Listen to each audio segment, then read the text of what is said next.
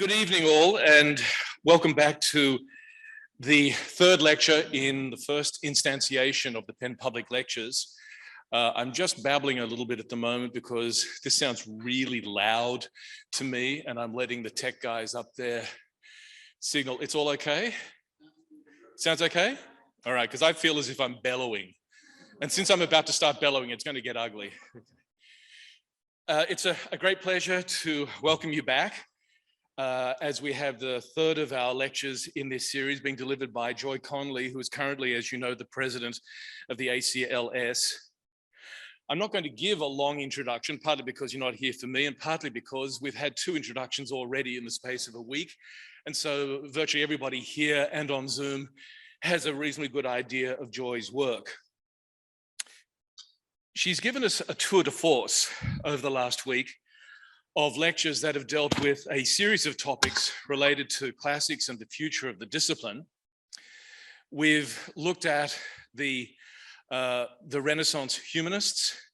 We've looked at the Phil-Hellenic scholars of the 19th century, but it's been much more than a dry intellectual history survey, because she's been using this as a launching point for a call to arms, in a sense, a way of thinking about classical studies as a configuration of disciplines that have to be actively engaged with the broader society in which we find ourselves. And that active engagement requires intellectual courage, it requires commitment, it requires imagination, and it requires a kind of generosity in relation to the people we wish to reach and in relation to our colleagues.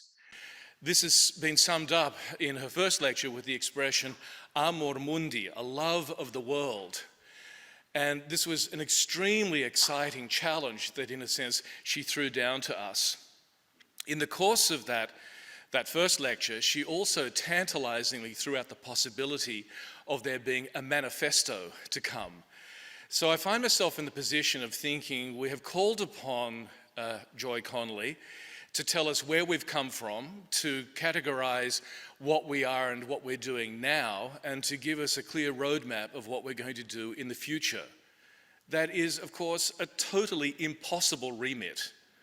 No one could do that at all.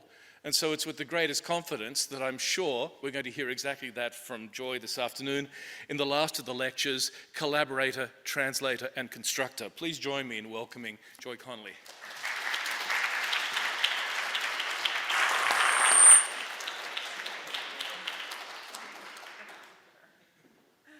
Exactly. Jeremy has set the bar nice and low for me.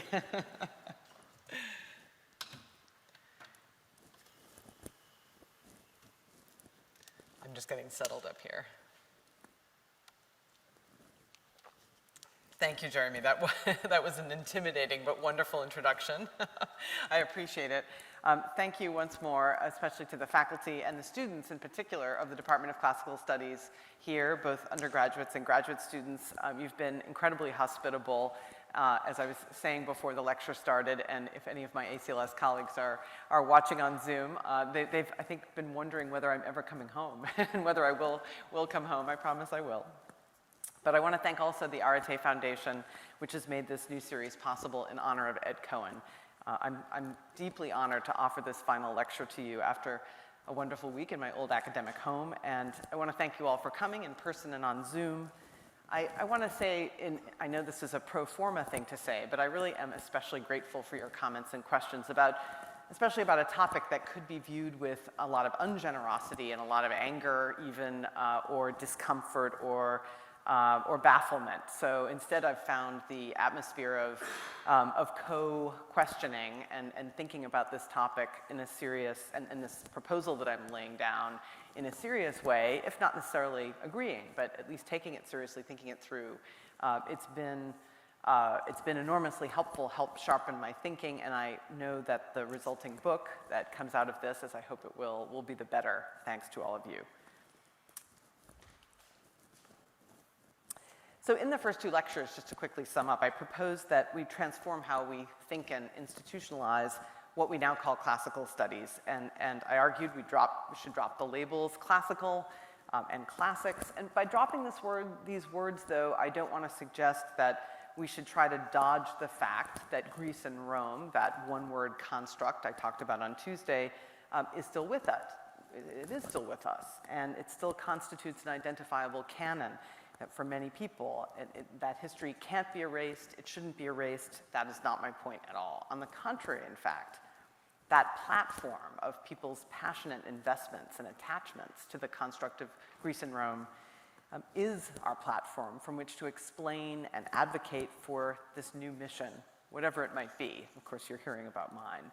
To accelerate recent trends in looking up and out beyond the canon, beyond Greece and Rome, putting our texts and materials as well into conversation with other scholarly traditions, and using our skills of immersive and imaginative world-making in collaboration with others. By choosing this course, I think, and I'll say a little bit about this towards the end of the lecture, I think we have our best chance institutionally and socially of demonstrating our confidence that our texts are still indeed public matters, responsive to the new public of the 21st century. And classical studies was invented to assist with public matters. And this is the frame of inquiry the world still needs today, and that I believe we are capable of carrying out. Of course, though, considerable space does lie between us and our scholarly founding figures. The public matters the early modern humanists faced were local, they were regional, were a very long way from Machiavelli finding in Livy solutions to handle the overreach of Italian nobles, or even Martin Luther drawing on textual exegesis to imagine a new form of Christian practice. And the 19th century philologists worked in a university system explicitly designed to serve national and imperial interests. And we saw on Tuesday how those pressures were part of what narrowed and warped Altertumswissenschaft, the German science of antiquity that continues to exert a shaping influence on our practice today. Both humanists and philologists helped build and sustain a system, a world system of European intellectual and cultural dominance that, as I have been at pains to say, is now obsolete. The public matters we confront today are global. Climate change, energy crisis, polarization and the collapse of social trust, the growth of fundamentalism, massive inequality, the hollowing out of democracy, the popularity of autocrats, increasing willingness to ban and censor speech and the creative arts all over the world. All these problems demand from the humanities more than what our professionalized studies have become, trapped in the national and regional containers of the 19th century imagination. The political theorist John Donne reminds us that in much of the world today, practically speaking, there are two traditional ways of thinking about global challenges like climate change or any of the others I just mentioned. The first way of thinking is the market and market rationality, and the second is the state. Both rest on interpretations of the goal of human life, more or less explicitly, depending on the conditions you're talking about. The tradition of the market presumes that humans must and should act to maximize their property, and they should live according to their best judgment of how to do that. Now, if any serious reader, or indeed any serious thinking person, knows that this is a hopelessly narrow view of life, Donne reminds us that the market has nonetheless come close to ruling the world, and it hasn't done so by accident. Its ascendancy has brought material gains to many people. It's created, and I'll come back to this point in a few minutes, the most effective common language to connect the world that human history has ever seen. Yet at the same time, the extraordinary ecological and political damage the global market has created means that it cannot be left to rule alone. The late modern state, meanwhile, to go to Donne's other traditional way of thinking about, or traditional site of thinking about global challenge, the late modern state has meanwhile substituted for any human scale purpose the goal of its own self-sustaining. With the growth of the state and its consequent facelessness and monolithic bureaucracy, it's come close to losing the capacity to consider the views and needs of its own people, particularly the poor and less privileged. Well, since their invention in the early 19th century, the humanities have always played a role in lifting up the values and beliefs the ways of reasoning, the feelings, the dreams, the perspectives of individuals and communities in order to humanize the actions of the state. And that's had both a legitimating quality for state action, but it's also contained the possibility for resistance to state action.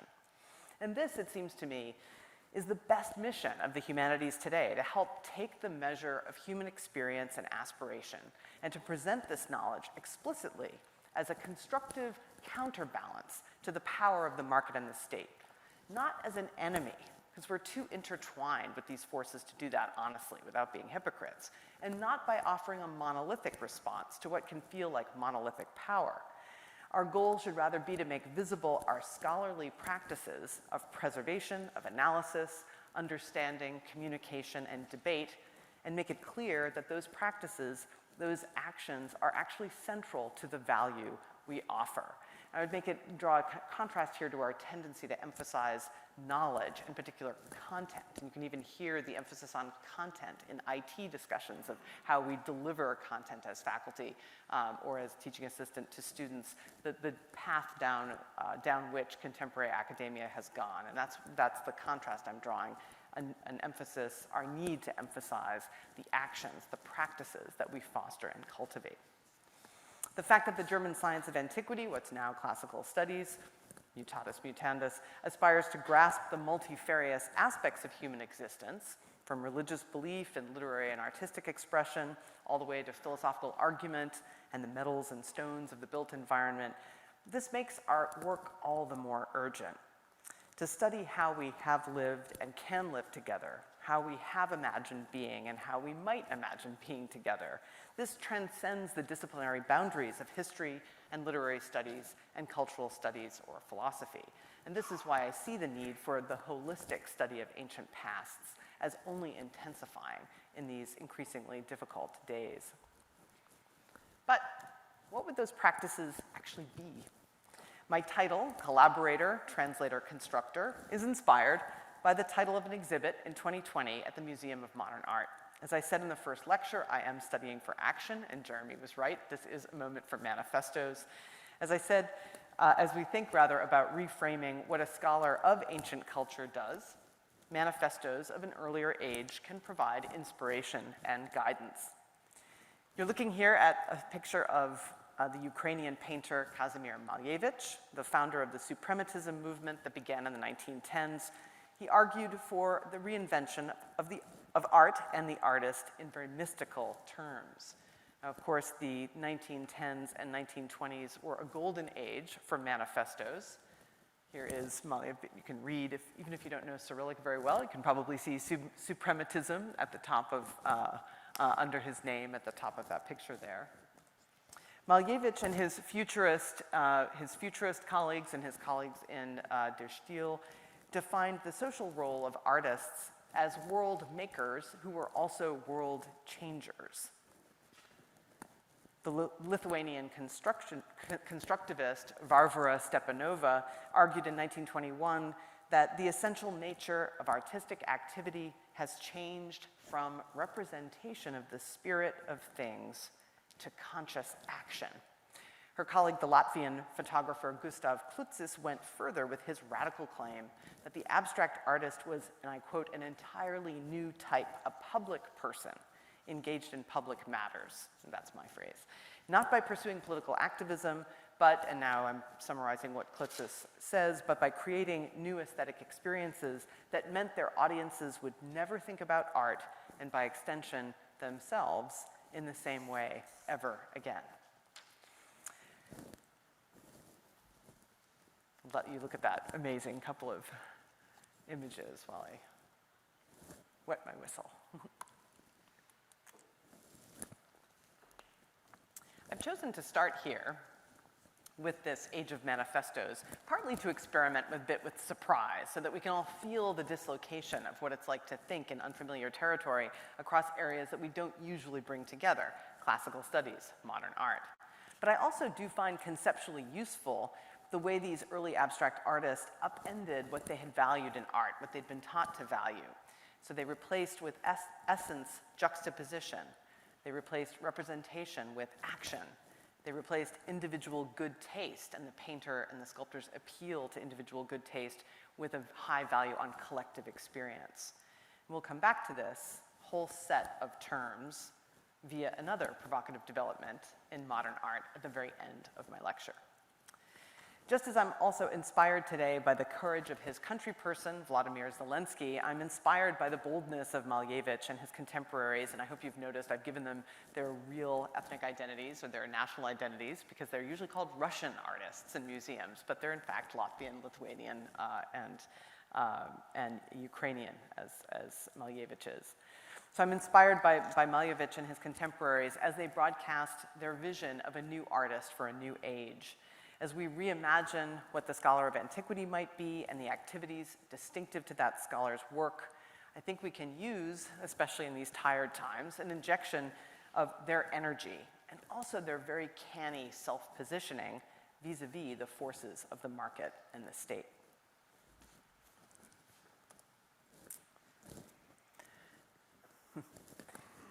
In 1952, the great philologist and comparatist Erich Auerbach turned to Goethe. I'm glad you can see, for those on Zoom, I hope you can see the way at least Auerbach is trying to meet Goethe's eyes. Goethe seems to be looking up in another direction. Specifically, he was interested in Goethe's call for a Weltliteratur, a world literature. It is to be hoped, Goethe wrote in 1801, that people will soon be convinced that there is no such thing as patriotic art or patriotic science. Both belong, like all good things, to the whole world and can be fostered only by untrammeled exchange among all contemporaries, continually bearing in mind what we have inherited from the past. In an article called Philology and Weltliteratur, translated by Edward Said and Mariam Said, Auerbach called for a new literary studies whose ambit was the whole planet. Our philological home, he wrote, is the earth. It can no longer be the nation. Unlike Goethe's Weltliteratur, this new study of Auerbach's would not privilege classics or canons or great books. It would be, as the Saids put it in their introduction, a concert among all the literature produced by man, about man, we might say by humans, about humans. And they added, the material need not only be literary writing, but all manner of texts, including history, theology, philosophy, and so on. Famously learned and fluent in at least half a dozen languages, Auerbach defended a rich historicist approach to literary interpretation. He took particular care in this essay about Weltliteratur to underscore his fear of the cultural and political impoverishment that he felt was the result of modern education's failure to teach history. A fatal flaw, he said, because failure of historical memory means losing ourselves. Whatever we are, he wrote, we became in history. So his vision is the opposite of amateurism. It's the opposite of shallowness. It marries the desire for knowledge of language and historical and cultural context, and the history of the philosophy and a dozen other things. Now, I mentioned a few minutes ago that the market has created the most effective common language to connect people that the world has yet seen, a way for all people to communicate within a frame that makes sense to them, that offers them, of course, literal value. The capacity to connect across difference is precisely what we tap into when we engage in the act and teaching of translation. Now, we tend to present the goal of language study as learning or even mastering languages. But what we actually do in a typical Latin or Greek class is learn to translate, to carry over, as we look at the simple Latin roots, from Latin and Greek into the local language in a North American university like this, English. I think we would really gain from the change in terminology and the change of emphasis to bring our attention to that act of translation. It would help ground the ethical and political issues, for one, that translation raises to the center of our practice. One magisterial scholar of translation, George Steiner, insightfully called world languages prodigal, even counter-economic, and those are his words, because they outright disobey all market and state forces, stubbornly sustaining themselves in amazing, if often trouble-causing, diversity. At least 7,000 languages, we remember, are spoken around the world today, although 40% are in jeopardy thanks precisely to those forces which are homogenizing planetary linguistic practice. Steiner himself saw translation as our only path to universal connection, and he was far from the first to say so. I would to God, Erasmus wrote in Tyndale's English translation, the Gospels were translated into all the tongues of all men. I would to God the plowman would sing a text of the scripture at his plow burn, and that the weaver at his loom with this would drive away the tediousness of time. Erasmus here makes translation into a tool of evangelical salvation and social change, but also a celebration of the sheer delight in access to knowledge hitherto kept chained up only for those with means now available to the plowman and the weaver. In his study of global antiquities, or in the study, rather, of global antiquities, the labor of the translator and theories of translation would take center stage. As translation theorist Emily Apter says, this act of translation expands centripetally toward a genuinely planetary criticism, a global knowledge practice, extending study of the transference of texts from one language to another, to criticism of the processes of linguistic creolization, the multilingual practices of poets and novelists over a vast range of major and minor literatures in different genres, and the development of new languages by marginal groups all over the world. It has the benefit of working with market forces too, offering a skill not as directly useful as what Tyndale delivered to Erasmus's plowman, but a habit of thought, a care for truth, an understanding of how language works in the world. Translation is impossible without careful attention to words and their meanings. Skilled translation also unmasks power. The Sanskritist Sheldon Pollock, and this is Tony Grafton, not Sheldon Pollock, I'm afraid. Don't want to mislead you. I'm coming to Tony in a moment. The Sanskritist Sheldon Pollock, whose picture I'm sorry I didn't include here, has shown how two Sanskrit phrases, paramartika sat and vavarika sat, which he translates as ultimate truth and pragmatic truth, illuminate the crucial importance of scholarly study of accuracy and textual truth and falsity. Pollock quotes an 8th century Indian philosopher, Kumarila Bhatta, who says, people often lie, and so do texts. It's a great phrase. One of the most famous milestones in the history of European study of ancient languages was well known, I imagine, to this audience, Lorenzo Valla, who proved in 1440 that the so-called donation of Constantine was a forgery. And that decree purported to grant all popes the right to appoint rulers anywhere in the Roman Empire, and Valla recognized in a point of political conflict over precisely this point that its Latin was anachronistic and it couldn't possibly date back to the 4th century.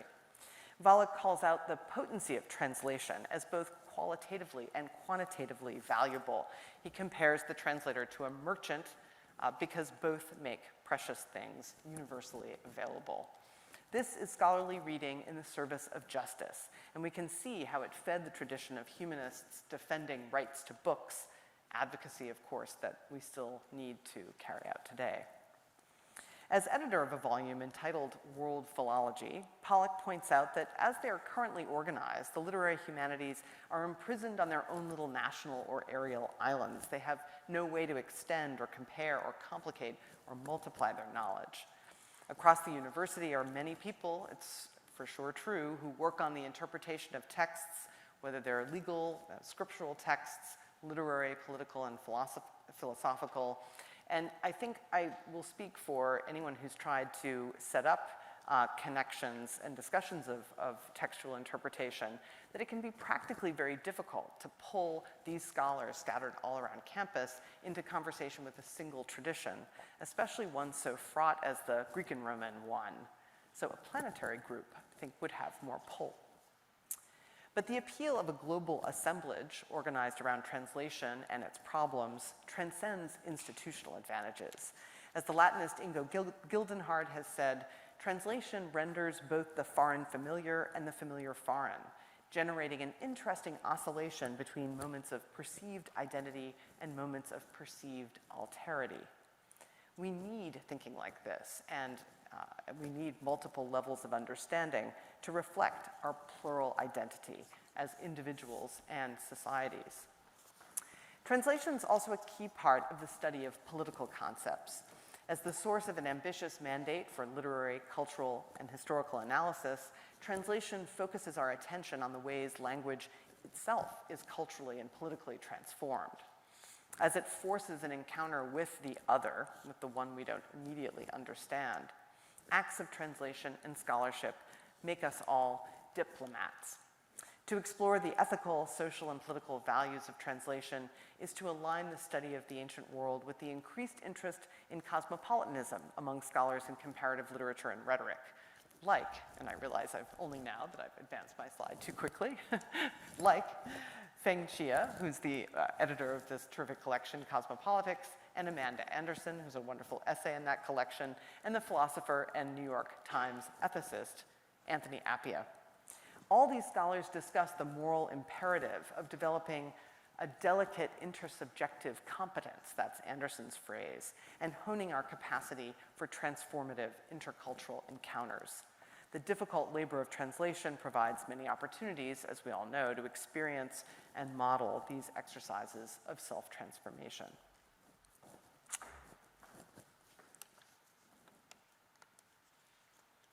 It's warmer today, so I'm thirstier.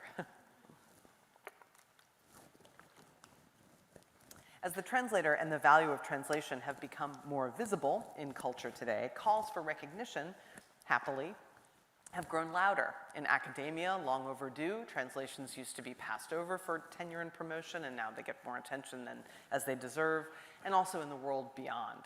Winners of major book prizes are perhaps the most visible figures, beginning to acknowledge the contribution of translators to their success.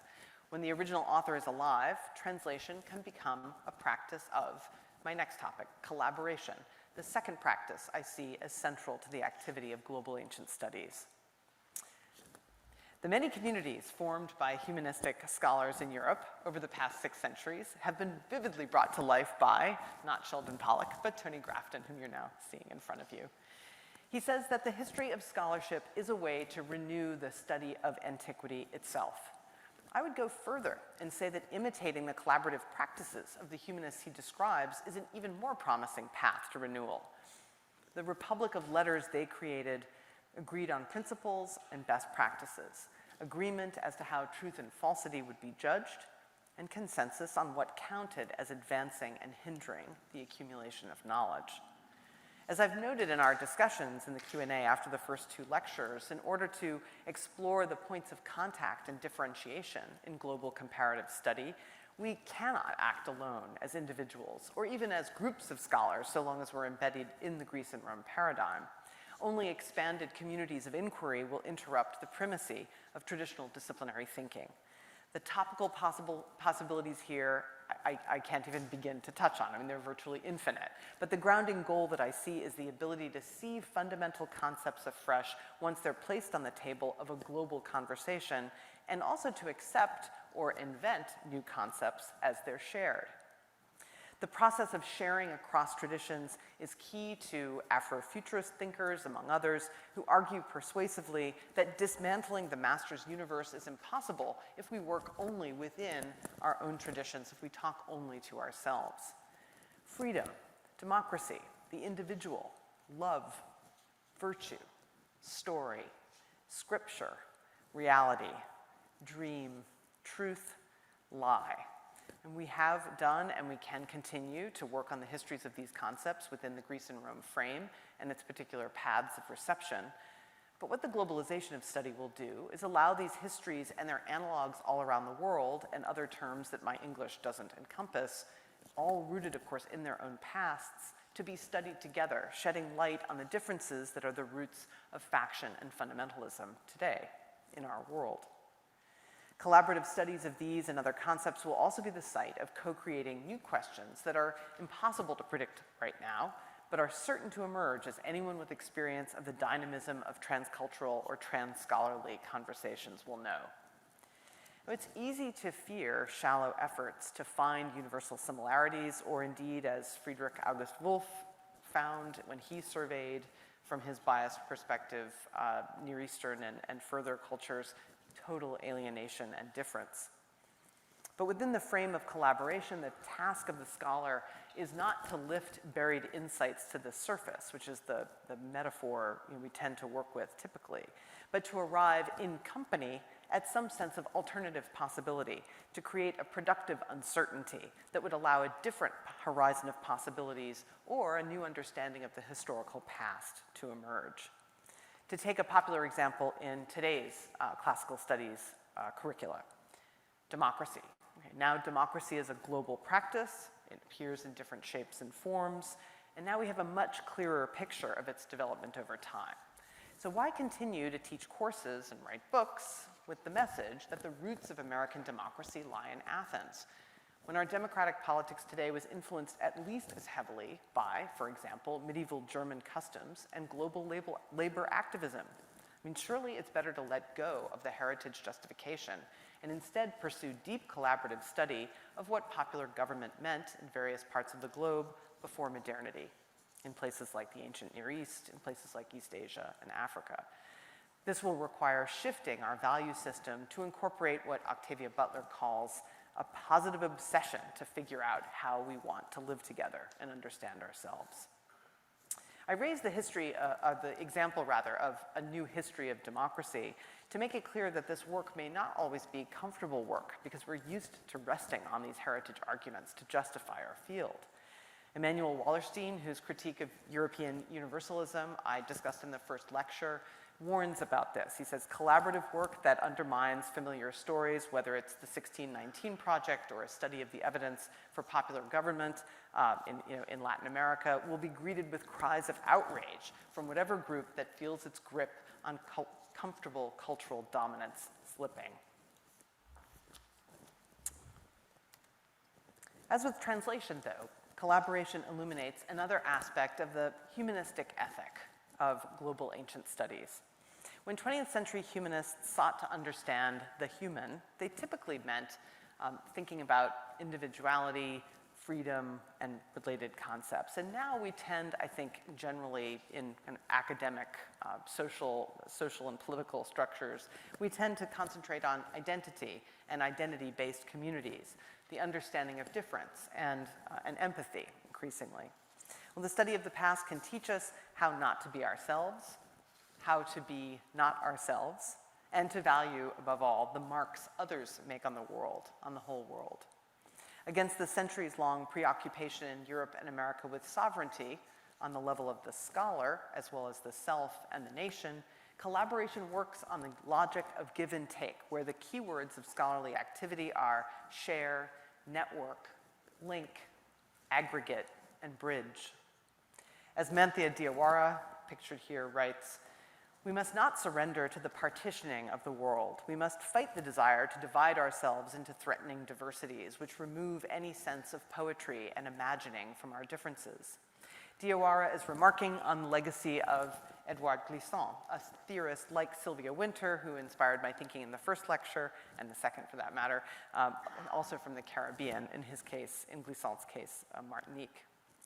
Specifically, Diawara is commenting on Glissant's concept of mondialité, or worldliness, or world mentality. It's translated a number of different ways, which Glissant opposed to market or imperialist globalization. So mondialité was a word he made up to set in opposition to globalization as it's conventionally understood.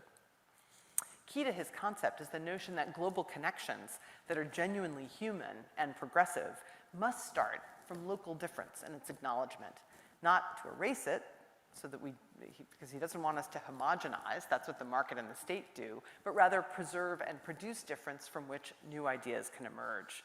Glissant himself observed that Western cultures helped create what he called the all-world, and that if we don't have a sense of the world community, we can't fight against globalization. We can't do it, he said, by shutting ourselves away. Mondialité spreads within us the presence of something invisible, larger than the place we occupy, a part of ourselves larger than ourselves. It amplifies our perceptions, multiplies our points of attachments, invents new ones. It gives us a taste, and this is Glissant, it gives us a taste for learning how to experience the unknown. This activity is possible only in the work of collaboration in diverse groups where we don't mirror ourselves to ourselves. And when I say diverse, I mean demographically, but I'm also thinking primarily really about scholarly groups and disciplinary groups. Now, rewarding this form of scholarly work, maybe this will come up in the discussion, won't be simple because we haven't been good traditionally at figuring out ways to acknowledge group work over single, say, monograph work. But it does lie within the purview of disciplinary discourse and faculty governance. It is this problem, I think, a fixable one. A scholar of the first German philologists of the late 18th century tells us that they viewed themselves as inaugurating a new epoch. This sense of triumph, I think, stemmed from their confidence in their capacity to fulfill the projects that they were outlining and getting funded, to finish the grand jobs of editing and collating, reporting and publishing, and no doubt they look forward to finishing many more. The frame of Greece and Rome was in place. The affinities between German and Greek were celebrated and publicized, baked into high school and university pedagogies. Now, as constructors, the third of the practices I want to talk about today, scholars of ancient studies assume a very different position. We're not filling in a history or completing projects whose frame has already been constructed. Instead, we're making every effort we can to expand and change the frame. So I take construct here to mean several different things. We construct texts and their meanings. We construct frames for understanding the world, past and future. And we construct, equally important, our value system as scholars. Scholars of no longer spoken languages and archaeological evidence construct their texts by establishing their nature and provenance, by writing a commentary and doing close readings. Under construction, then, you may hear, I'm slotting technical skills like papyrology, epigraphy, data mining, and other techniques of digital humanities, and the history of writing technology, all of which prop up our ability to read the words on the page. They don't get there by magic, as we all know. These are not just etymological or lexicographic or preservative enterprises. They involve restoring to these texts as much of their original life as possible. The danger of the holistic nature of traditional studies of Greece and Rome, one danger anyway, is that the context can actually function as a weight. It can be difficult to read in such a way as to break through preconceived notions of meaning, to encounter unexpected otherness, to learn something one doesn't already know. I remember this vividly in my first book, mostly on Cicero, I have to say, where I was asked by people who were looking for a holistic account of Cicero as a thinker and said to me, well, why didn't you talk about his letters? Why only the rhetorical treatises? And that was a good example of the way in which our habit of looking for context, of wanting to tell the whole story, actually can sometimes hold back, at least as I was perceiving it, new developments. Paul Gilroy's groundbreaking book is an example of one book that successfully rewrote the frame for the cultural history of slavery and the history of Western Europe and the United States, intellectually as culturally as well as intellectually, by placing it within an anti-national, trans-regional, trans-cultural rubric, the Black Atlantic. Gilroy criticizes the disciplinary investment in the integrity of national histories and registers new empirical evidence into the public understanding of American history. And we construct, as I said, our values as scholars, including taking responsibility for the choices we make now that will affect the next generation of scholars and students and the public, and the next generation after that. When I embarked on preparing these lectures, I reminded myself that the goal was to think big, to think positively, to think constructively, to argue and advocate for this new picture and exciting future that I was trying to envision. I understand, though, that it is so tempting to defend the ground we know, especially when the ground feels so embattled. I've spent these lectures arguing so far what we will gain from a leap into a new conception of our field. But I feel it's important to say out loud just how urgent it is to join in that work of bold change. And my solution is co-creating antiquities, putting institutional resources to support the translational and collaborative and constructive study of the past of regions around the world. If you find that unappealing or somehow not your thing, then I challenge you, civilly and in the spirit of collaborative exchange, to devise a better one. I really do think if we are to think about the next generation, we need to move right now, and we need to move fast. I haven't shared data about the declining proportion of undergraduate enrollments in most of the humanities and interpretive social sciences. I haven't talked about the academic job market for PhDs in these fields, which collapsed in 2009 and has not recovered. I've chosen instead to try to think past my own professional and even my biological lifespan to what our study might look like in 100 or 200 years. What questions will those people want to ask in the past, of the past? How can we ensure that our texts and materials will be available for diverse students to study at that time, not just in well-resourced institutions like this one?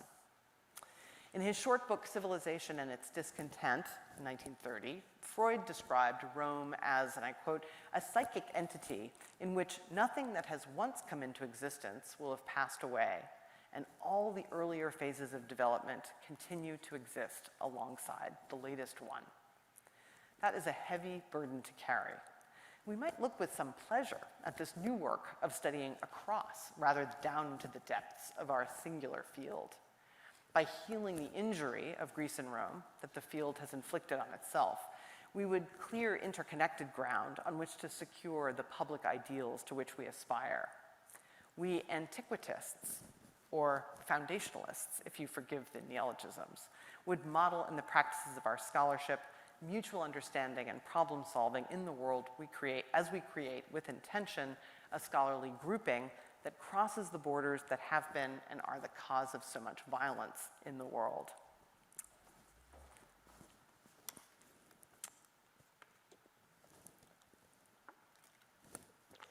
So I am looking forward with enthusiasm to your questions, but I'm not quite yet done. I open this lecture with a nod to the art manifestos of over a century ago. I want to end by spending a few minutes working through another moment in the history of modern art that offers also, I think, useful food for thought. In his brilliant book, Pictures of Nothing, the art historian Kirk Varnedoe described the bafflement that minimalist art created when it first appeared in the 1960s. Was this some kind of anti-art? People asked. Varnedoe understood the sense of dislocation and strangeness that minimalist artworks like this can create, but he ultimately decided that it revives and renovates what it seems to kill. It does not simply jettison the past, it brings it back to life. That's Varnedoe. Minimalism's refusal to indulge by extending the traditional European-American projects of representation and painterly abstraction totally changed our sense of what art could do. And in doing so, it granted art expansive new life. Sometime in the 1950s, the minimalist artist Tony Smith, whose 1962 sculpture you see here, drove from New York City to New Brunswick on what was then the unfinished New Jersey Turnpike. Later, he described the experience. No lights or railings or anything at all except the dark pavement moving through the landscape of the flats, rimmed by hills in the distance, but punctuated by stacks, towers, fumes, and colored lights. This drive was a revealing experience. The road and much of the landscape was artificial, but it couldn't really be called a work of art. I thought to myself, well, it ought to be clear, that's the end of art. Most painting looks pretty pictorial after that. There's no way you can frame it. You just have to experience it. When we walk into a gallery and encounter minimalist works like Smith's or this piece by Anne Truitt, we're confronted with an enigma. Here, a set of pillars, a thoroughly abstracted design. They call out to us to decide whether they're works of art at all. Unlike Duchamp's famous ready-made inverted toilet, which he set up in a gallery and called Fountain, minimalist works typically bear no signatures, and in fact, they often bear few signs of the human hand. One critic, and he was really a critic, not just a critic, but a critical one, the art theorist Michael Fried, pointed out that before minimalism, the risk of seeing works of art as truly nothing more than objects did not exist. This art demands us to make meaning out of it. And Fried disliked minimalism because of that. He found that call totally narcissistic. He thought minimalism made the art all about the viewer and the viewer's private reflections. But fellow critic and theorist Rosalind Krauss took a very different line. She looked at minimalist art and saw a redeployment of shapes and lines familiar from other reference, the boxes that lie around our homes, the architectural structure of our buildings, the grids on office paper. And here you're looking at a 1975 piece by Nasreen Mohammadi. Krauss argued that this familiarity makes the artwork's meaning a function of surface, which places the work into the realm of public language and experience, and that's her emphasis on the word public. Where critics like Fried assume that minimalist works require and celebrate inner reflection, Krauss countered that they insist on the publicness of space. They attempt to picture a world unmediated by the private language of sensation and feelings. Compare a David or a Jacob Lawrence, whose images summon a flood of associations, public and private, past and present. These paintings do take up matters of public knowledge, scenes from myth or history or daily life, but as relatable expressions of human experience. As we gaze at these works, we ourselves encountering other selves, similar or different to us by different measures, in tales or landscapes where we might fit more or less well. Our encounters with the minimalist work, though, are different. There is no mirror, no fantasy, no narrative, no sense of fit. Smith's oblong boxes, Truett's columns, Mohammadi's shaded grids, they all made Fried anxious because they are totally disconnected from reference in historical or aesthetic experience. They demand a deepening of the dialogue between observer and object. Now, Fried prefers absorption in an artwork that stands on its own 2 feet, so to speak. But this art, minimalist art, calls on us to ask of it fundamental existential questions. Are you art? What are you? How do I relate to you? To Fried, the observer of art, I think, should behave rather like the German philologist examining the Greek and Roman past, bringing together knowledge of the tradition with good judgment.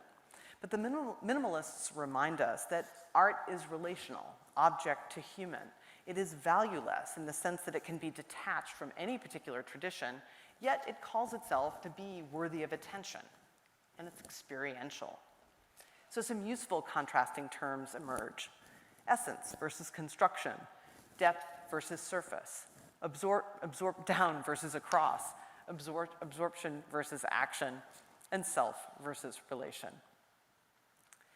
So are we steamroller or are we pavement? I asked in a recent, just published issue of TAPA.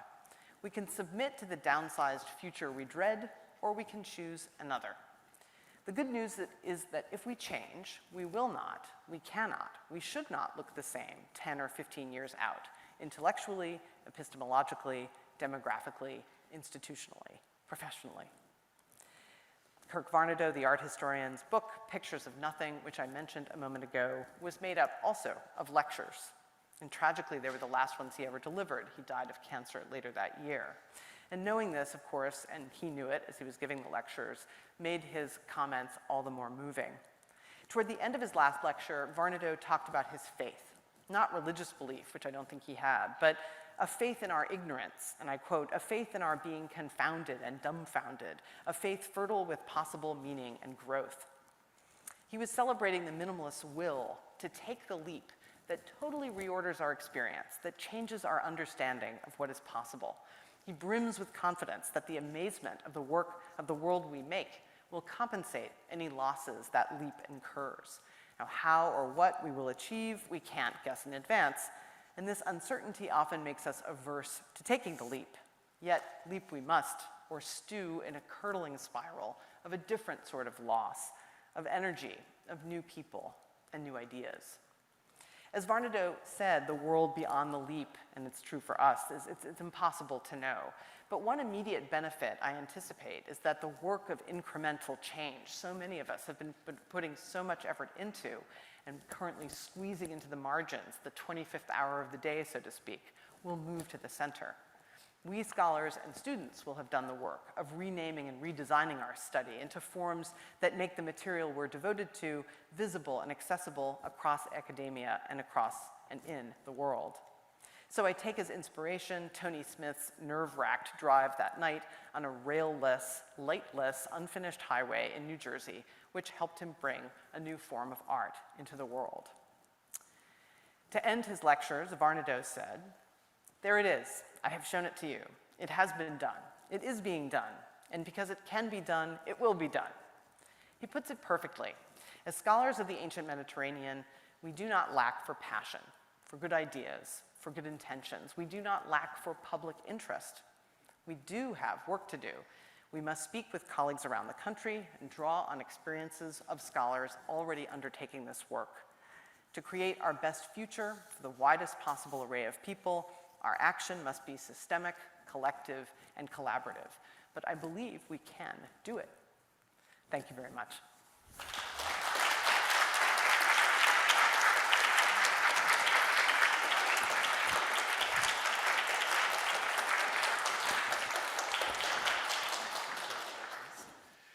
Thank you, Joy.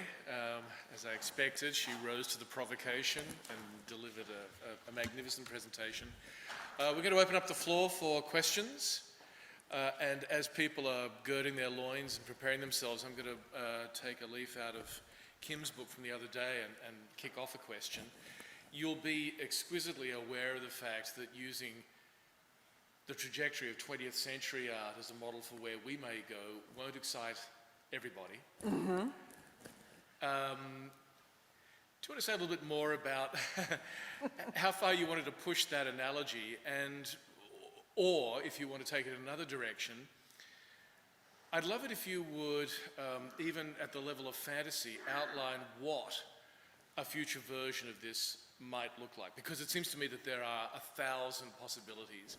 And as I look at some of my colleagues here, I know that some of us have instantiated some of those possibilities with projects we've done with other people.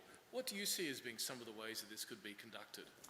Yes, well, so first the first question, the art question. So there are a few things going on here. I mean, one is that this particular history of this 20th century modern art, and especially abstract art, is undergoing a kind of explosion of change in its own self-understanding. And this is why I intentionally included not just Tony Smith. I could have shown you Donald Judd. I could have shown you a lot of other men, but Anne Truitt, white men in particular, but I showed you Anne Truitt and Nasreen Mohammadi. The minimalist movement, as the abstract movement before it, was not only international in the familiar sense of European and North American, but South American, Asian, South Asian, and African in ways that are just only beginning to come to light. So I hope that, so I'm going to untangle that a little bit more as I continue working on this as a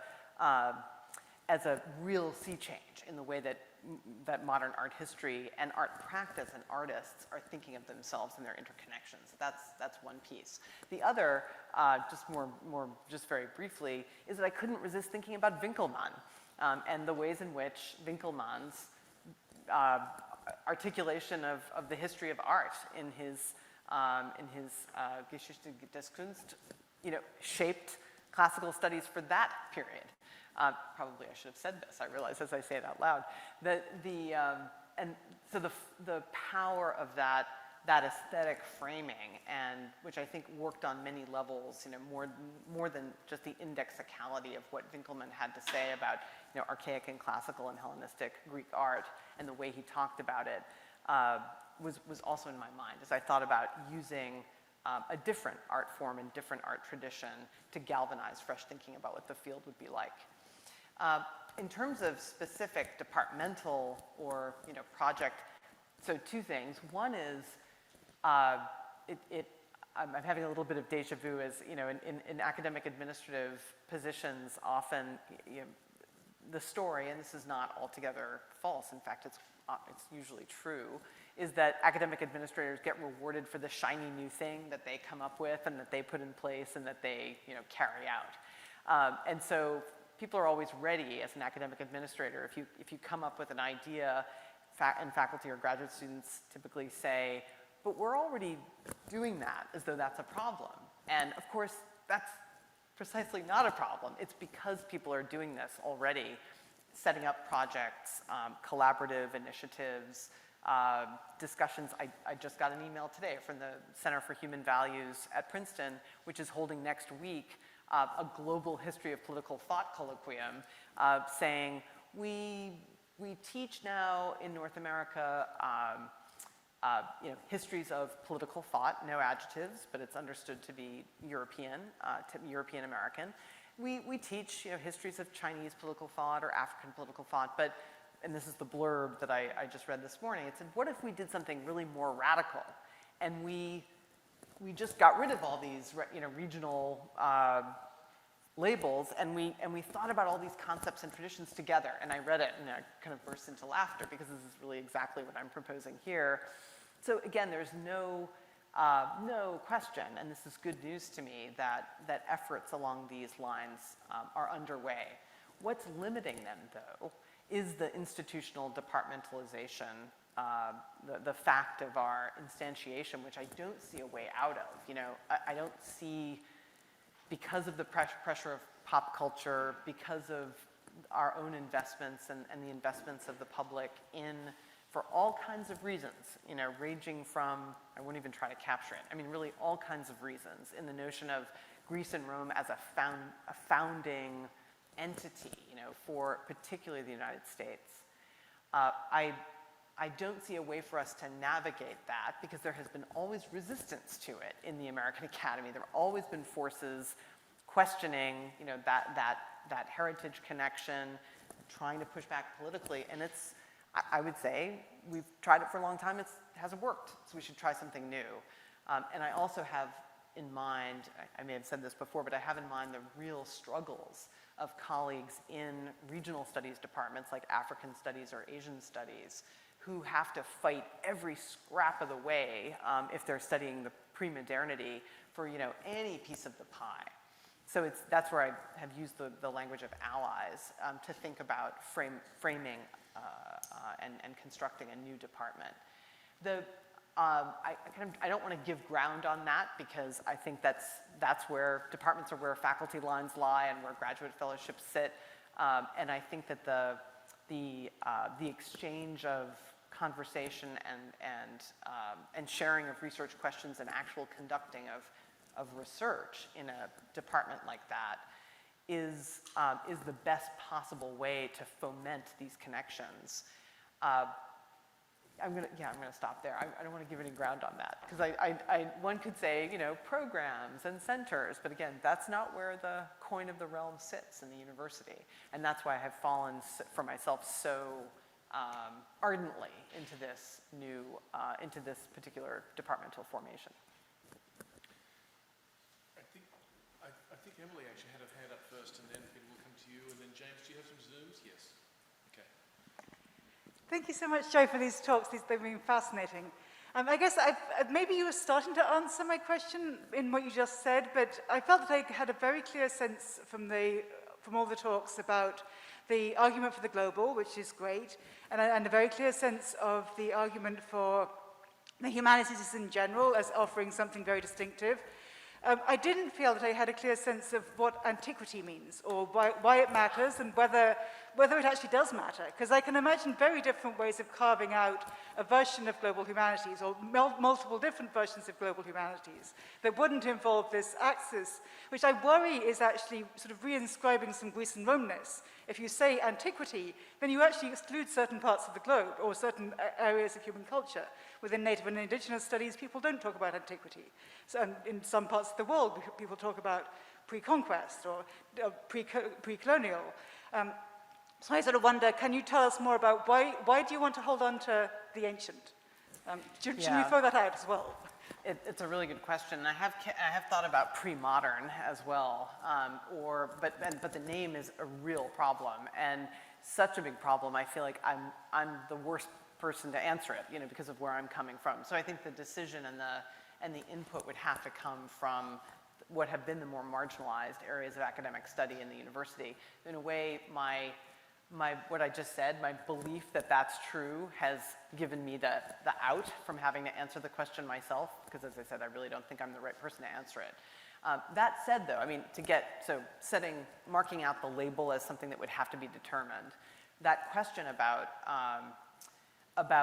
let's just call it pre-modernity or conquest or colonialization or pre-extraction. There are lots of different, number of different labels we could put on it. Here's where I go back and I'm reminded, I think it was Rita who asked a question after the first lecture about expertise and about skills.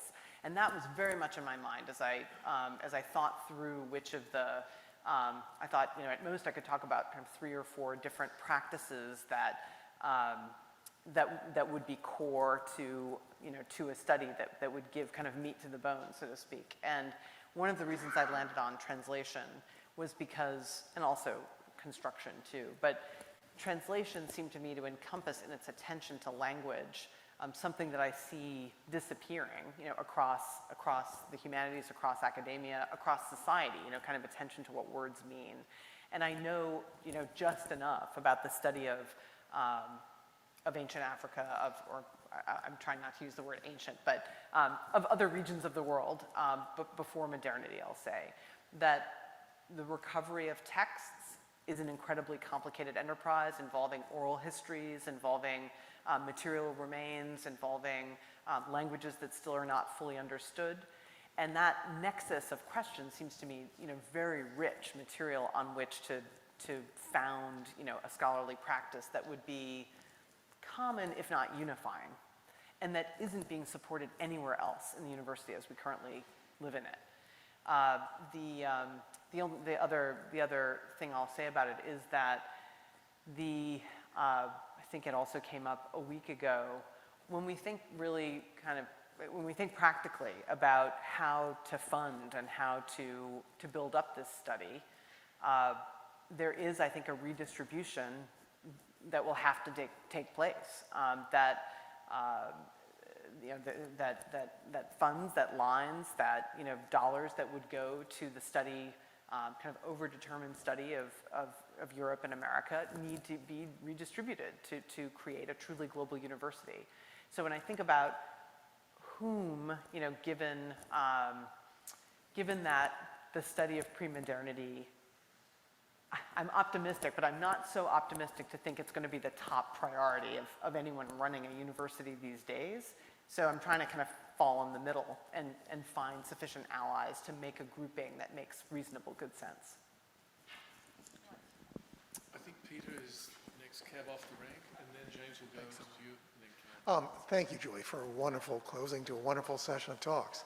I've got just a very specific kind of question, and I'll let you take it where you like, but let's just do a for instance. Let's just think for a second, a thought experiment. Say we think this is a good idea, we go ahead and get started on a process, and we talk to colleagues who also study antiquity, say in Jewish studies, in South Asian and East Asian, and we say, we think this layer in time needs to all be together in a kind of horizontal, across the board, global thing in this time. And we get responses that presumably are going to be various, are going to vary. They're going to vary. They're going to change. They're going to be various in the different parts. Yes, sorry, yeah, so we're not going to get a singular response from anybody. And in fact, some of those responses might be, we like things vertically, thank you very much. It works very well for us to study this coherent whole. Our field works. We don't want to have antiquity depart. What are we going to say to those colleagues? Oh, that's a good question. I mean, I think we would get varied reactions. I think that's true. My experience talking to scholars of pre-modern everything around the world, it is, whether it's art history or languages or literatures or history, is typically that they're struggling so intensely for resources at most places that this would at least be a conversation they'd be interested in having. But I should be clear, it's not one that I've had explicitly because I wanted to start at home, so to speak. I mean, it made more sense to me to see what kind of legs the concept might have, before exploring it in detail with scholars of other traditions. I think too the departmental argument, it isn't precluding, I mean, I know you know this, it isn't precluding other connections, and it isn't a matter of of building new walls. You know, it's simply trying to shore up in a world that's increasingly uncaring of anything that isn't, you know, policy relevant and within 100, you know, and modern, and giving that, putting those people and that work in a frame that has some promise of sustaining itself. But yeah, I stand by your, if it were to be universally met with disapprobation by every other party, and of course it will not work. Thanks. I think we're going to go to a Zoom question, if that's okay, and then we've got two on the floor. Thank you. Yeah, so this is a question that concerns textuality and materiality.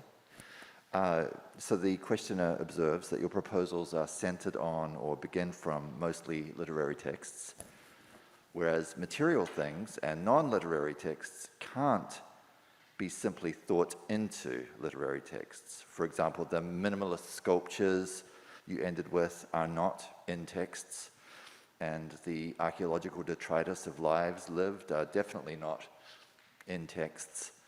But they are fundamentally and importantly different objects, and they suggest different ways forward that speak to more basic human problems. For example, the exigencies of daily life and economies, human or environmental relationships, and so forth.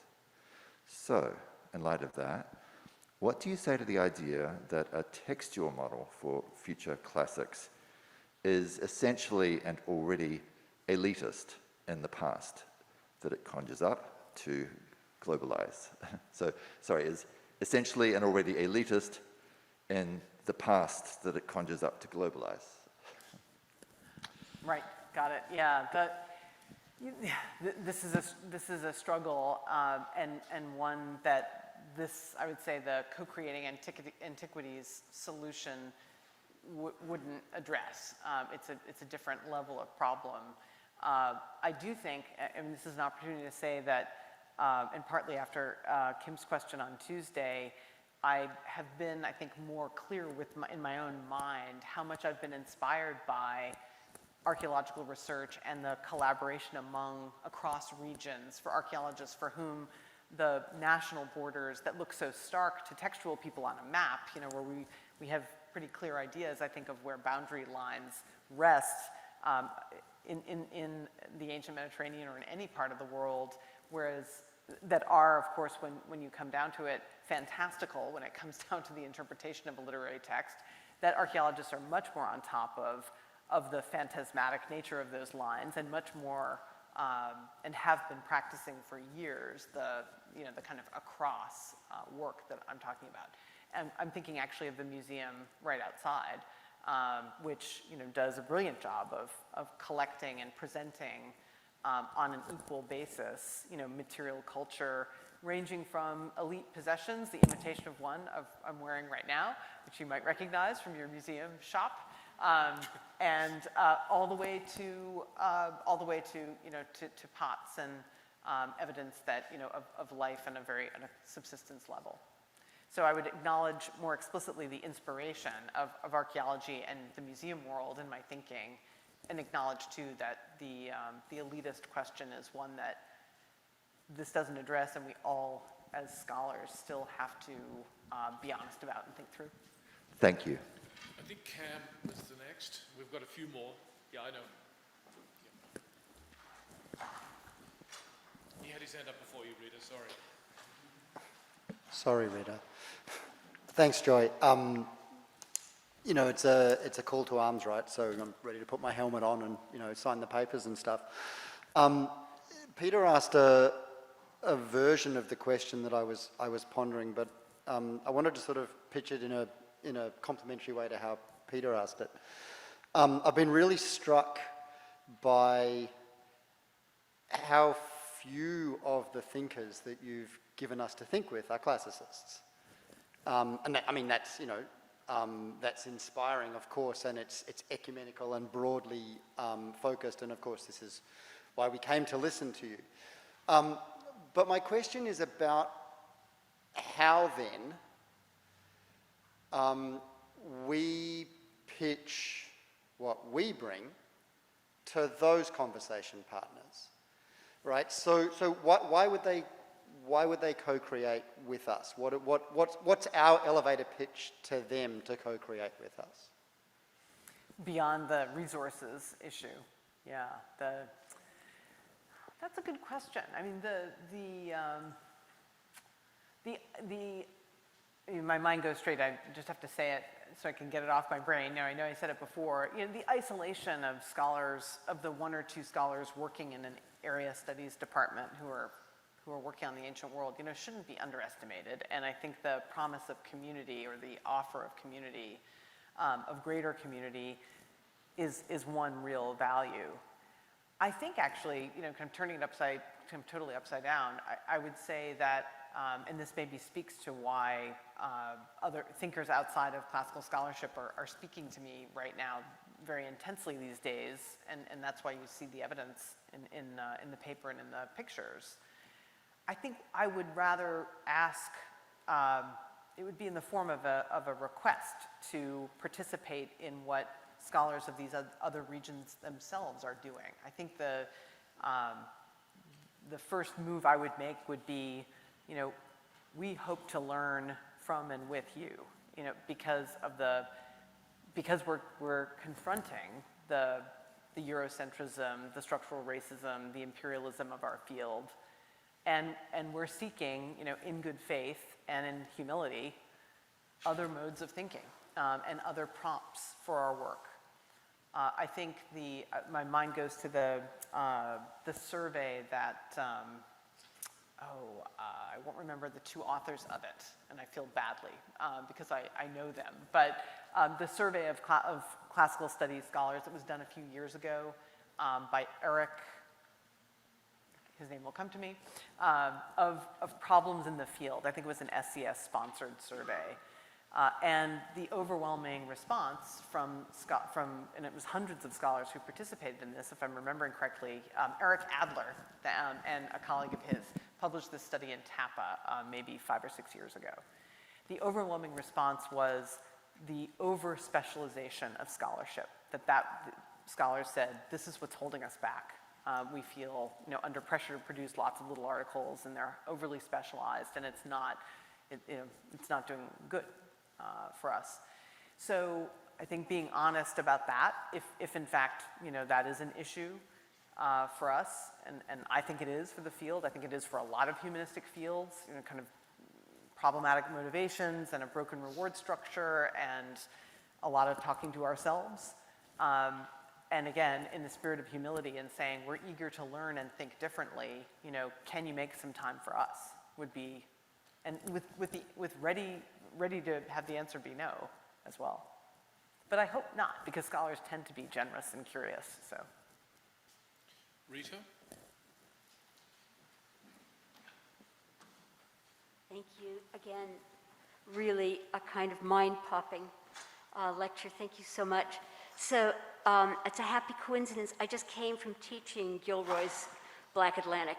And one thing that amazed me is that in my class of very progressive 21-year-old English and Complet majors, not one of them had heard of it. And I thought, why? And I said to them, well, it's because you're living it. It's because it was such a successful manifesto, this rethinking of aesthetics from mid-modernity onward, this rethinking of nationalism and race from mid-modernity onward. My students are now living a kind of transnational aesthetic. They are living a transnational culture. So in a way, that book, which is so, the paradigms that that book is offering, and you could also offer examples of other books, manifestos. It is really future-oriented, and it is also, such books are future-oriented. They really are about us, about the way in which we live. So the question I'm asking is really, it's a kind of continuation of the question Emily asked, and Peter asked, and Cam asked. When you take that paradigm and think about it for the distant past, in what ways is it also about us? Do you see what I mean? In what ways is it really about me? I mean, I get with my students how this can be about them. I can offer them a kind of, diachronic history of the toolbox that ultimately eventuates in the kind of material that someone like Gilroy is working with. But the future orientation of that paradigm is something that I can't get away from. So how is doing the same thing or something similar for the distant past about us? I mean, what do you think about that? Is it, I want to make sure I understand the question. Is it, you know, and as Nietzsche said, right, we're always studying ourselves when we study antiquity. I mean, and that's kind of inescapable. I found, I'll use a kind of negative example to kind of think with as I think through this question. Not negative, I shouldn't have said that, but the post-classicisms book, which I was so thoughtful and so smart as it was trying to think through what is really useful and kind of worth thinking about in classical studies, for me had one major problem, or a couple major problems. It didn't really question at all my major question, which is the Eurocentrism issue. I mean, I found that very frustrating and a little bizarre that had not come up. And I was not the only, I think Joanna Hannick wrote an article, a review in TLS that laid that out very clearly. But it was also a very self-reflexive book. It was very much bound up in thinking through the European intellectual traditions, especially French theory, that, and German to a degree, that had informed the writers. And it was like it was a hothouse of ideas, but it was very enclosed. And so I don't know if this is getting at your question, but one of the, and I'm thinking, you know, half consciously and half unconsciously to what Cam said. I mean, this is why I'm thinking with so many thinkers outside classical studies is to try to crack that, you know, that nexus of talking to ourselves that can only, I think, be broken by or cracked open by the kind of conversation. But maybe I'm not quite getting at what you were saying. I'm just saying that the paradigms, those manifesto paradigms, are really future-oriented. They're about the world that we're going to live in. And I just want to think. I just want to think about how those paradigms can also somehow recover what it is about ourselves that we study when we study the past. I mean, to what extent is breaking or remaking, rewriting the history of aesthetics in the distant past really also about ourselves? That's... Oh, I think, well, and I mean, unfortunately, I think you put it just then perfectly. I mean, that is the, I mean, that's always ongoing. But that, are you suggesting that that's enough? Like that? I'm actually worried that it isn't enough. That's what I'm worried about. Yeah, I believe, I agree. I don't think it is. And I think that's why I thought of the post-classicisms book as an example of really thoughtful people doing a great experiment in collaborative writing, because that's what it is. It's written, I can't remember how many people, but like 6 or 8 people wrote this book together. And it's kind of a tour de force of collective writing. And yet, that, you know, it was as though the project kind of just, it became an in-house discussion and very much about the multiple reflexivities from Greek to Greek and Roman antiquity to Greek and Roman and medieval antiquity, and then Greek and Roman and medieval and Renaissance, and then Greek and Roman and medieval and Renaissance and Enlightenment, and, you know, I don't have to go through all the paradigms until finally the 21st century. And that is I mean, that book in the end was such a powerful rewriting of the power of Greece and Rome that I'm led to think, you know, again, this is the solution, the lateral cross study for all the institutional and I don't want to say personal, but kind of, you know, individual scholarly challenges that we've been talking about, that will create. Can we slip a question in for Joe? Thanks a lot, Joy, for this whole week.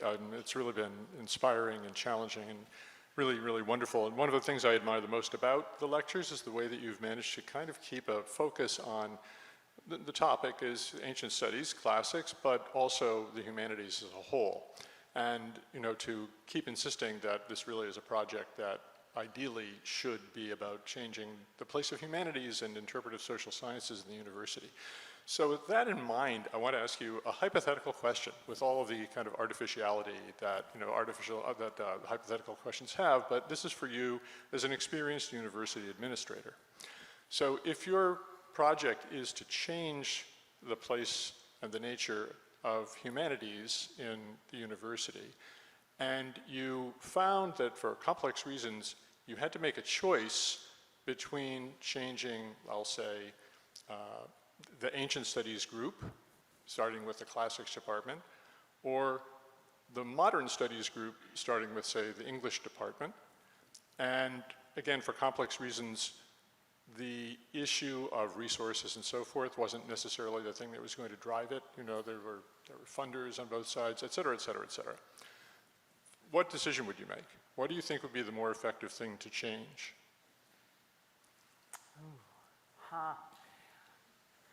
I'll go with my gut answer and say the ancient side, because there have been so many opportunities in the last 50 years for the modernity-connected disciplines like English and French and so on to have other outlets. You know, we've experimented with and have very flourishing communications departments. There are a couple of rhetoric programs still. There's, you know, creative writing. There are so many more outlets for that for humanistic scholarship and teaching to flourish I mean, not so many, but there are some available that are not really friendly at all to people doing pre-modern study. So to keep, and again, I saved you all, you know, the data, but really to keep access to the study of all ancient pasts, pre-modern pasts, alive at all in more than about 40 universities in this country, I would try to keep that big picture in mind and think if I'm at a well-resourced university, if I can give these fields a boost by doing this reorganization and give, you know, hope to the weary, to use one of my ACLS colleagues' favorite phrases, in places that are not well-resourced, by showing them a path forward, by resolving, and this came up on Tuesday, the increasing tension and sadness among emerging scholars, young scholars who get jobs in world literature departments or humanities departments, and their PhD advisors say, that's too bad, you know? Like, congratulations, but maybe you can publish your way out of that place and land in a French department, or, you know. So if I can heal that and learn from the experience, including good experiences of people in those departments, then those are some of the reasons I would choose to do that. And then the very, very last question, Ralph. Thanks so much, Joy. It's been so great to have you here all week.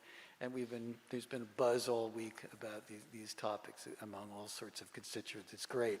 The question I have is a much simpler one in a way, maybe deceptively simple, but it's just simple, coming back to something you were talking about 5 minutes ago. And it may connect, I think, to Rita's original question in the first lecture about expertise. And the way I'd frame the question simply is, it's about when you mentioned over-specialization. So when would you say that specialization becomes over-specialization? And the reason, well, you know, it's a serious question because we all use that expression in our over-specialization and are sympathetic to the negative connotations of it, and we don't want to think of ourselves as over-specialized. But of course we do, certainly with our graduate students and professionalizing, encourage specialization. That seems to be one of the main goals by the time one has finished a PhD. So I'm just wondering whether the idea of over-specialization, which, you know, people complained about in antiquity too, of course, but whether it is more about a scholarly practice and methodology, or about an attitude, a scholarly attitude about other aspects of a field or a discipline, if you see the difference. I mean, it's hard for me to understand how actually one can be over-specialized. That's like saying, oh, so now you're really, really familiar with, you know everything there is to know about this little tiny field, and that's a bad thing. You need to unlearn all that. So I think it's a silly thing. If you asked a scientist if they were in on this conversation, they wouldn't even know what planet are you people on. The more specialization you get, strictly in terms of research and scholarship, not in terms of practice of being a clinician or anything like that, they would say would be exactly what we're after. We want to know more, we want more knowledge, et cetera, et cetera. Anyway, that's the question. I don't know how would you see where the good becomes the bad, if that makes sense? That is a tough one, and you can imagine at ACLS it comes up all the time because our review committees are always trying to look for, the projects that kind of hit the sweet spot, however that's defined. And partly it's a question of, is it speaking to audiences that are not a tiny number, that's a rabbit hole of its own. So I can just offer my own answer, which is, it's kind of three things. Adam Blistein, the executive director of the SCS APA, when he was executive director, shared with me just a couple of days ago, because we had an exchange about TAPA and its publication practices. And Adam, you said, which really surprised and it didn't surprise me, that the TAPA of 1910 looks a lot more like the TAPA of 2020 than the TAPA of 1870, which was much more capacious in its definition of and I think I mentioned this in the first lecture, that publishing on American indigenous languages, to name one example. So the reason that that's in my mind is that part of, I think, Eric Adler and his colleagues' survey that revealed the impatience with specialization, I think that was two things. It was impatience with the canon for one thing, and the problem is there's no such thing as, I agree with you, there's no such thing as there's no evil here, there's no bad guy. It's one of the problems the train is so hard to stop, is that there's no harm being done, there's no evil produced by studying some authors a lot, for many centuries. But it does become a question of, where could our attention usefully go elsewhere? Right. And here I'm very sympathetic to arguments by people like Andrew Laird that we should have been studying indigenous American writing of Latin, from when it was first produced, and why did it take so long? And part of that is the kind of groove that we are in. And I think we don't have, as a profession, and this isn't just classical studies, obviously, we don't have at all effective mechanisms to reflect on that in an honest way. Yeah. The other thing that I think was in the Adler survey that I suspect was driving people was people's anger and frustration about the devaluation of teaching. And I think that also goes into the talk about hyperspecialization. And one guideline that I have thought about as a kind of rough measure would be what kind of sense a topic would make, to an undergraduate class, which I'm told, and I think people like John Guillory, writing about the history of English, has talked about this, was the kind of rough measure for publication in English before everything changed, and in the 60s and 70s, and things, metrics were put in place, and the industry of publication, became a much more palpable piece of an academic's experience. But before that time, essentially, could you talk about this to an undergraduate? Sorry, I should have said it was a flip, right? If you could talk about it with undergraduates, it stayed in the undergraduate classroom. If it lifted to the level where you needed to have a different conversation, you submitted it to a journal. That measure, of course, has gone now, and so it makes it much more difficult to come up with a good rule of thumb. But so I guess I would say, to finish off that answer, because it's such a complicated question, that our reward system is really broken. And that's part of the problem, and especially the devaluation of teaching. And The second thing, that it's nothing bad is happening with hyperspecialization, so that creates more of a problem. But that we can do work on this canon question and figure out ways, because the field is not very big, you know, to have more candid conversations about whom we're hiring, the constant problem of people falling through the cracks because they look like they can't teach canonical texts, having a franker conversation about why we are still having that conversation. Those seem to be, you know, ways to answer your question, which is so tough and so important and something we should all be thinking about and talking about. That's great. Thank you very much, Joy. Wow. Well, at this point, since we've got to the end of many, many hours of lectures over the last week, would you please join me in vociferously thanking our guest? Thank you so much. Thank you. Thank you up there.